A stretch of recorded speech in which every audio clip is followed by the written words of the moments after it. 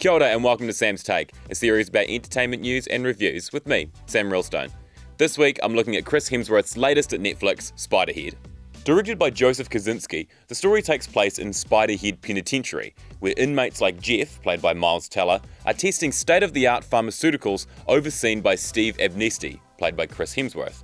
Jeff grapples with both the effects of the drugs and his conscience, while discovering there is more to Steve than his hospitable nature. I'll start by saying I'm not entirely sure what this film is trying to say or get at. It feels like it's trying to be some kind of metaphor for redemption or want for control, but just doesn't quite get there. It's based on a book, Escape from Spiderhead by George Saunders. Book adaptations, in my opinion, are extremely hard to get right. There's only so much you can put in and portray, as the essence of a book is subtext, inner monologue, and description. All things that are portrayed in different ways on film. There's also the possibility that the book is hot garbage, but either way.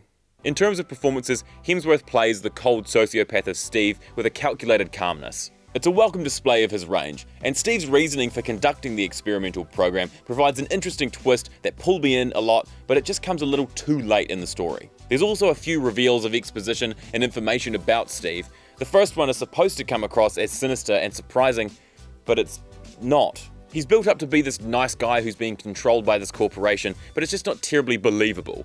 And maybe that's the point. But the form around which this reveal takes place makes it seem like it's meant to be surprising, when it's pretty obvious that Steve is a bad dude. The protagonist of Jeff is fine. Miles Teller isn't doing anything prolific, but I don't think that's necessarily his fault, more a result of the unfolding events around him that lack intensity.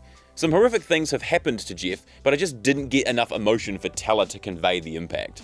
But also maybe his lack of emotional reaction about it is his emotional reaction, given the fact that he's probably still in shock.